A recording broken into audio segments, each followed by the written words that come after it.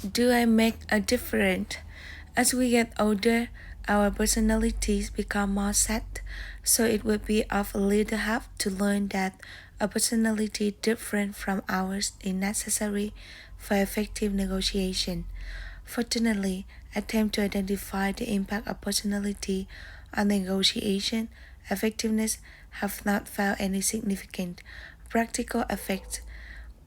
While we do have some information about how we can develop a particular way of defining problems and reacting to conflict, more research is needed. It seems that some of structures and dynamic aspects of negotiation tend to moderate the effects of our personality might have. Nevertheless, we cannot execute our personality and we have just as we wish. Now we can rely on our personality as a substitute for becoming more competent. Negotiation, Negotiators need to be smart. There is evidence that cognitive ability, the ability to analyze and plan, and perspective taking ability, being able to discern and understand a point of view other than your own, can both help a negotiator to manage a negotiation more constructively. The ability to perceive and manage emotions in oneself and in others, emotional intelligence also contributes to a negotiator's effectiveness. The advice of Greek philosopher Plato to know the self is useful for negotiators. It helps us to understand how we might approach the task of negotiation, how we might react, and what effect we are likely to have on other negotiators. This self awareness can be instructive, and while it may not alter who we are, it might help us change what we do. Being aware of those events in a negotiation that might cause us to be anxious or angry, for example, give us an opportunity to plan what to do, perhaps to summarize, repeat our main points, or openly reflect on our feelings. Our, our personality may not have a determining impact on negotiation, but how we approach a negotiation certainly does. Unfortunately, the way we think sometimes hampers effective negotiation. We have a tendency to regard issues as win-lose situations, even when they are not. This can lead to an understanding of negotiation as a game or contest in which there are winners as a losers them. This shapes our whole approach to the task of negotiation. It means that we tend to view negotiation as having a completely competitive skill, so we act accordingly. When, for example, negotiators know the work away a point of other party, they tend to open competitively, placing a high offer that seeks to claim the bulk of the available value. Negotiators tend to make high demands when the other negotiator has made a low one. Given the power of reciprocity, which is particularly strong if we have come to the negotiation with a reputation for competitiveness. Our level of competitiveness is often matched the other party.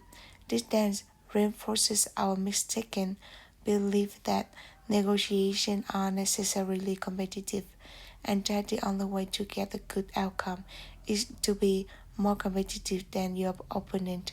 The negotiators then fail to see that what opportunity there might be for joint gain and often end up losing.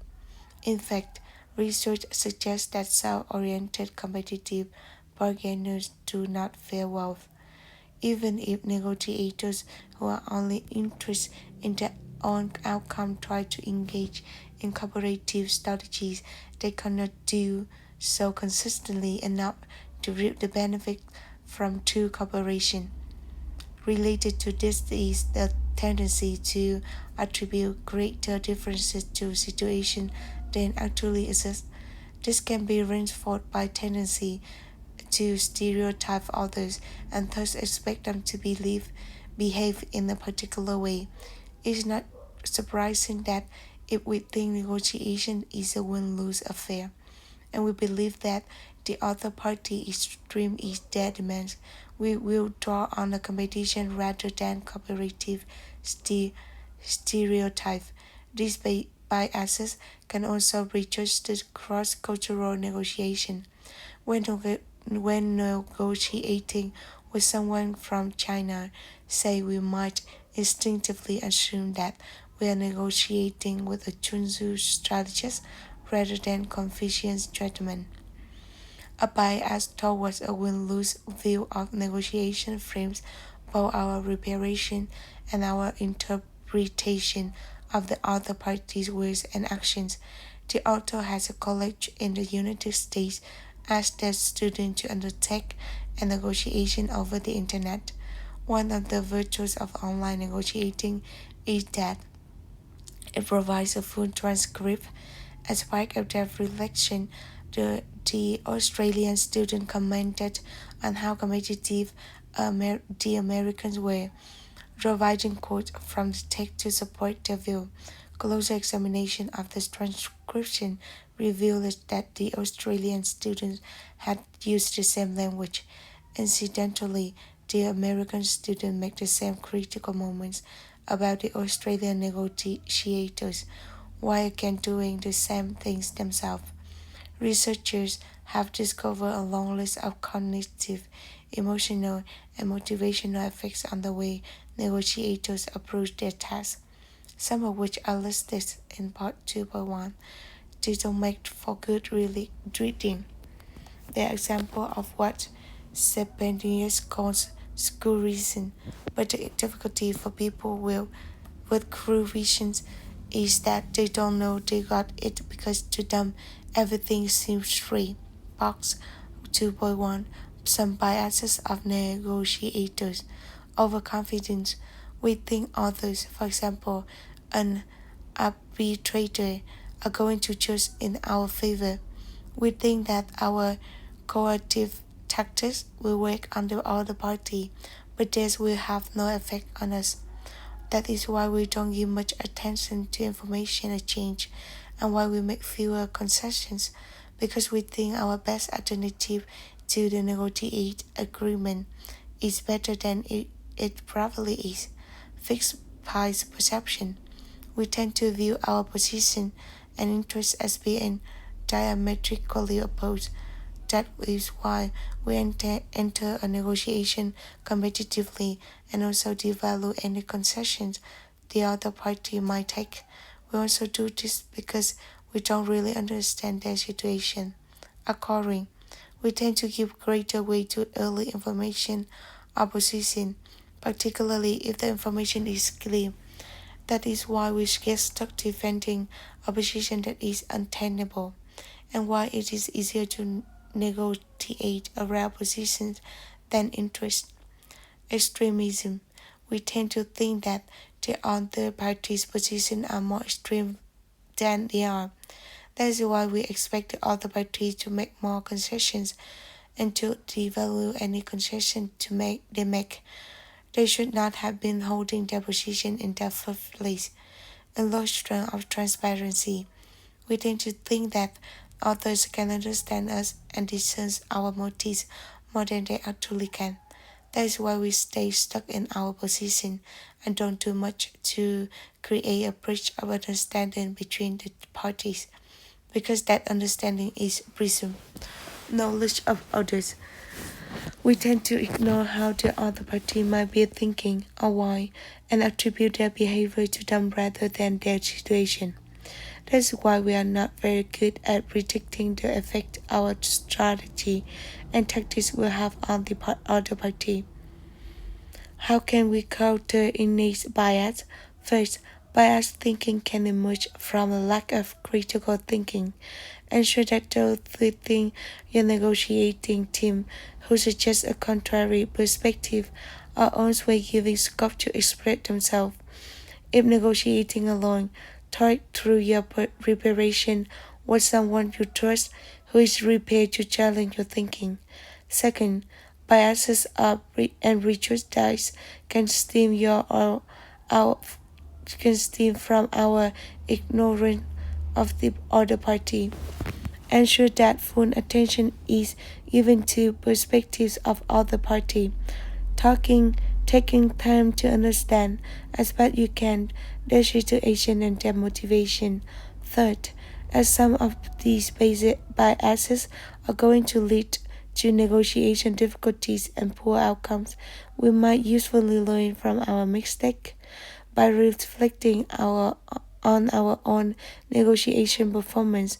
However, when doing this, we do need to be aware that the very biases that cause the weaknesses in the negotiation will affect the reflection process and will encourage us to explain away our fault. It helps to get a second opinion. Finally, as suggested earlier in the chapter Know Thyself, we can be more alert to our biases and prejudices just if we understand how we act and react, particularly when under pressure.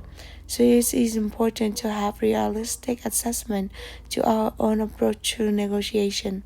This can be done by seeking wise counsels and by reflecting on our own negotiation performance. There are many useful self-evaluation tools. The Thomas Kinman conflict model instruction enables negotiators to make an assessment of their first type, which relate to the dual concerns model. Robinson, Liquici, and Tourneau have developed a self-reported inappropriate negotiation strategy scale, which enable a negotiator to check out their ethical standpoint and practice. Syracuse provides a list of 10 negotiation factors that he suggests can be used to assess other cultural approaches to negotiation, but they can equally be used for self-assessment. These include whether you prefer a formal or informal style when negotiating, or whether you tend to be affected by time pressure. Dutch, who advise we overload aim to know thyself, suggests that negotiation can evaluate themselves across 6 dimensions. These are based on characteristics shown by negotiators and can be made into a useful self-reflection checklist. Each characteristic may be appropriate in a particular situation, but we normally tend towards one end and others of each dimension, so completing the checklist gives an indication of how we would normally react. It is important to understand this for two practical reasons. First, if on reflection we realize that, for example, we always shy away from conflict, then it might be an issue we have to address. Second, given that negotiation is two-sided, we may realize that the other negotiator refers to operate towards the opposite end of a dimension. They may take a loose approach, whereas we like to be organized. If this is so, then we will have to allow that. Part 2.2, a self-reflection checklist. Although you may be react differently depending on the circumstances, what sort of approach to negotiation do you prefer? Conflict avoidance, excessive involvement in conflict, denial, suppression, postponement, macro attitude, seek conflict to demonstrate your ability, hard and soft, able to maintain an unyielding stand on an issue, reluctant to fully address stand or opinion, seek to agree, read loose, seek control through setting agenda, dislike flexibility, seem mildly unprepared, flexible, resist organization and control, intellectual, emotional, issues are intellectual challenges, issues in emotional or people-related perspective, escalating, and the conflict is made